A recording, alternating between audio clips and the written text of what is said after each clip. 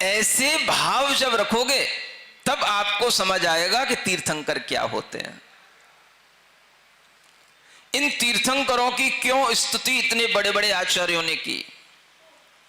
अगर हम इन तीर्थंकरों का भाव नहीं समझेंगे तो ही हमारे लिए तरह तरह के अन्य कोई भी जो लोग होंगे वो हमारे लिए लुभाने वाले हो सकते हैं, लेकिन जिसके लिए तीर्थंकर का विश्वास हो गया है उसका मन दुनिया में कहीं भी मोहित नहीं होगा। एक बार जिसने अमृत का पान कर लिया वो फिर खारे सागर का, लवण समुद्र का पान क्यों करना चाहेगा।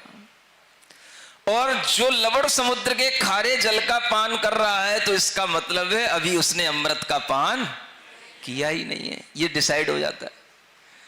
अगर व्यक्ति के अंदर तीर्थंकर की उपासना का दृढ़ भाव आ गया है तो इसका मतलब है कि उसने कुछ अमृत से अपना संबंध बना लिया है, अमृत चखने का भाव कर लिया है, इसलिए उसे कुछ और अच्छा नहीं लगता।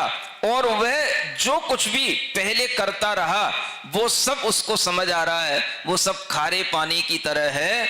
अमृत का पान तो तीर्थंकरों की भावों को समझ करके उनकी स्तुति करने से ही आता है।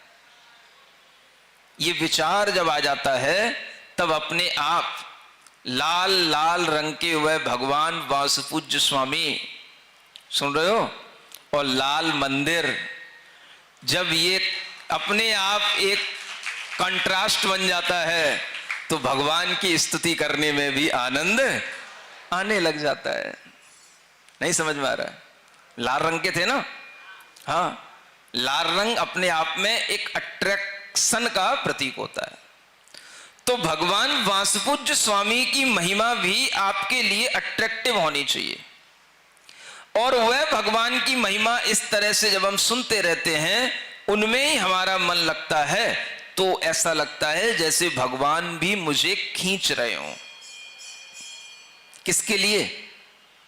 बार बार अपने पास बुला रहे हों और हम भगवान के दर्शन के लिए बार बार खिंचते आ रहे हों। जैसे लाल मंदिर के शिखर आपको बार बार बुलाते हैं, ऐसे ही उनमें बैठे हुए तीर्थंकर भी आपको खींचते हैं, बुलाते हैं।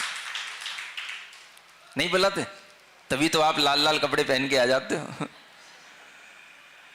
यह वासुपूज्य भगवान का शरीर जो जिस समय पर वह उत्पन्न हुए चंपा नगरी में, वह भगवान की इस तरह की देह की कांति जब फैलती होगी तो उस समय पर आप सोचो कि उनके वास्तविक रूप से हम जब जुड़ते होंगे तो कितना उन लोगों को आनंद आता होगा जो उन भगवान को देखते होंगे। बालक अवस्था में, बड़े होते हुए, मुनि बनते हुए, केवल ज्ञानी होते हुए, ये देखने का पुण्य भी, सुनते हो, इस पंचम काल में नहीं है। अब तो क्या रह गया है? आप पंच कल्याणक की पूजाएं करो, पंच कल्याणक मनाओ, लेकिन साक्षात जो पंच कल्याणक हैं उनको देखने का पुण्य इस पंचम काल के जीवों को प्राप्त नहीं होता। इस तरह का जब हम भाव अपने मन में लाते हैं तो भी उनके प्रति भक्ति बढ़ने लग जाती है। और यही भक्ति हमारे अंदर एक सम्यक ज्ञान की किरण पैदा करती है। अगर हम अपने अस्तित्व से विशुद्धि के भावों के साथ में जुड़ जाते हैं तो हमारे अंदर अपने आप अरिहंत भगवान का ध्यान आएगा। और अरिहंत भगवान का इस तरह से ध्यान आना, लाल रंग के वासुपूज्य भगवान चंपापुरी में जन्म लिए हैं, मोक्ष कल्याणक को प्राप्त हुए हैं, ज्ञान कल्याणक को प्राप्त हुए हैं, ऐसा ध्यान जब भी आपके मन में आ जाएगा, समझ लो आपने अपने जीवन में दुर्लभतम चीजों को प्राप्त कर लिया। कोई भी ना करे जिसे वो काम कौन सा है? यही काम है वो। सुन रहे हो? तीर्थंकरों का, अरिहंतों का स्मरण करना। हा? किसका? हाँ, क्रिकेटर, हीरो, कार्टूनों की फिल्मों का नहीं, किसका? तीर्थंकर भगवंतों का स्मरण करना, ये जो है सबसे बड़ी चीज इसीलिए कही गई। चलो इन्हीं लाइनों को पढ़ करके ये भक्ति हम अपनी बढ़ाएं। अरिहंतों की प्रतिमाओं का ध्यान धरो भाई, अरिहंतों की कोई भी ना करे जिसे वो काम करो भाई, कोई भी ना करे जिसे वो,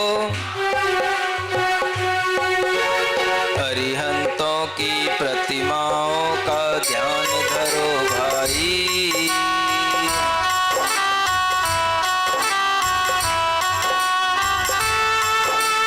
कोई भी ना करे जिसे वो काम करो भाई।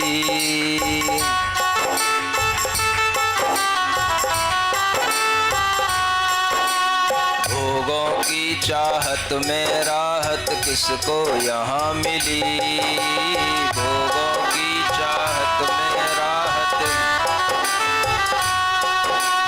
बगिया में वह कली कौन सी रहती सदा खिली, बगिया में वह मानव जिसमें धसता जाता, मानव जिसमें धसता जाता, जीवन वह खाई, मानव जिसमें धसता जाता, जीवन वह खाई, कोई भी ना करे जिसे वो काम करो भाई।